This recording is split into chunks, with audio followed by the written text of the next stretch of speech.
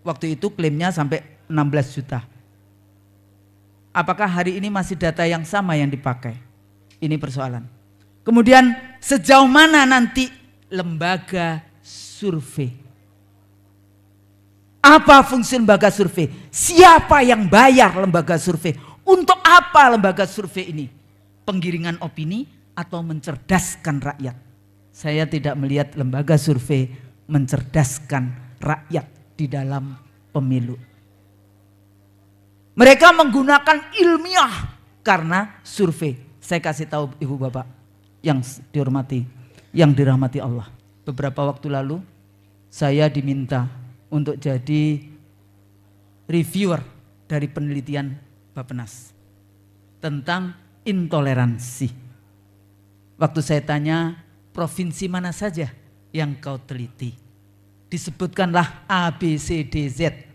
Saya bilang, oh, untuk mengatakan bahwa Jakarta menjadi daerah yang paling tidak toleran karena 411212 dan NTT kau sebut sebagai daerah yang paling toleran untuk menyatakan Islam tidak toleran. Mereka menggunakan penelitian dan negara yang melakukan itu namanya Bappenas. Nah, oleh karena itu kita harus alert. Kita harus waspada menyongsong 2024. Apalagi sekarang ada kekuatan baru namanya polisi RW. Ya. Jadi semua sudah disandra, partai politik disandra, rekrutmen. Rekrutmen itu bagaimana caranya? Tahu-tahu keluar dari gorong-gorong kemudian jadi presiden. Bagaimana morality? Bagaimana yang namanya kita bahas tentang etik? Bagaimana yang namanya knowledgeable enggak mengurus 275 jutaan rakyat Indonesia dengan segala macam persoalan bangsa kita hari ini. Sosial, ekonomi, dan politik dan seterusnya. Di mana sekarang kedaulatan kita? Salah satu contoh yang dulu selalu saya bilang sama Bapak Jenderal Gatot. Itu yang namanya Selat Malaka itu gimana? Apakah masuk di dalam mapping negara Republik Indonesia atau bagaimana? Kalau tadi dikatakan bahwa kita akan berubah menjadi Indo-Pasifik era, laut maritim, dulu maritim, wah keren. Tol laut, mana? Mana tol laut? Ya. Malaka, Selat Malaka itu yang paling panjang wilayah milik Indonesia. Singapura cuma 1 titik. Tapi Indonesia cuma dapat 1 tahun 1 triliun, Singapura dapat 40 triliun setiap tahunnya. Karena Singapura menggunakan teknologi dan sebagainya. Tapi pada saat kapal Jepang tumpah minyaknya di situ, yang kena denda negara Republik Indonesia. Sudahkah kita berdaulat hari ini? Jadi ini Sandra. Kalau kita bahas demokrasi, demokrasi ini sebetulnya alatnya siapa? Demokrasi yang kita praktekkan ini demokrasi model apa? Karena demokrasi modelnya banyak. Tapi dengan popular vote ini sebetulnya model demokrasi liberal. One vote, one person, one value. Ya, demokrasi liberal. Bagaimana kita menghitung suara-suara Bapak Ibu di ruangan ini dengan rata-rata pendidikan di Indonesia cuma SMP kelas 2 semester 1. Jadi memang setelah perjanjian Tordesillas, setelah jatuhnya Turki Utsmani 3 Maret 1924, itu memang ada kontestasi ideologi yang luar biasa. Munculnya modern nation state yang sebetulnya sekularisme. Makanya hari ini kalau kita bahas tentang bagaimana kita selalu harus pisahkan agama dan negara, the separation between state and church, itu adalah gerakan Protestanisme di Eropa Barat untuk memisahkan antara negara dan agama. Tapi pada saat yang sama kalau kita bahas tentang Katolik gimana?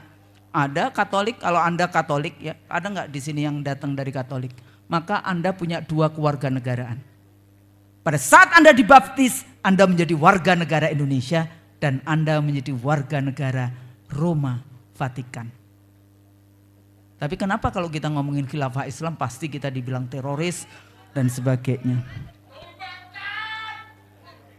Bapak Ibu yang dirahmati Allah, jadi what can I do, what can we do? Siapkan semuanya ya. Di dalam konteks itu eratkan barisan ini untuk kita supaya tidak mudah ditipu muslihatkan.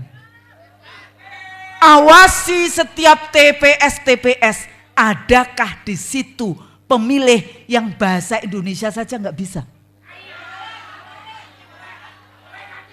Awasi itu. Awasi berapa jumlah pemilih di setiap TPS. Awasi terutama di kecamatan-kecamatan, karena di kecamatan itulah yang seringkali terjadi transaksi-transaksi. Awasi partai-partai yang dianggap oleh lembaga survei tidak mendapatkan 4% karena suara mereka lah yang akan diperjualbelikan. Jadi nggak gampang kan Bu, pelajari.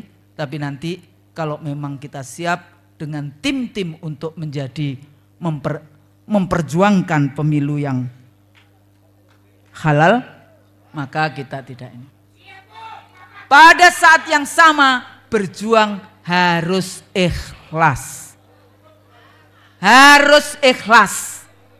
Kalau 2019 Anda merasa dikhianati, nggak masalah, tutup buku, jalan lagi. Ya, jadi nggak masalah. Memilihnya gimana? Kita bahas tentang morality. Itu ukuran pertama. Yang kedua, knowledgeable atau tidak. Baru elektabilitas itu tergantung pada apa? Pada rizki kita. Rizki jabatan. La haula wala quwata illa billah. Jabatan sudah ada catatannya di Lauh Mahfuz. Kekuasaan itu milik Allah. Allah lah yang memberikan kekuasaan dan Allah lah yang mencabut kekuasaan. Persoalannya, apakah kita akan dimuliakan oleh Allah atau kita dihinakan oleh Allah? Jadi pesan saya, apapun tetap berjuang dengan jalan-jalan yang halal. Jangan ikut-ikutan money politics. Jangan ikut-ikutan memindahkan suara. Insya Allah kita cuma disuruh apa oleh Allah? Disuruh bergerak, berjuang. Hasil kita serahkan kepada yang di atas. Kalau salah mohon maaf.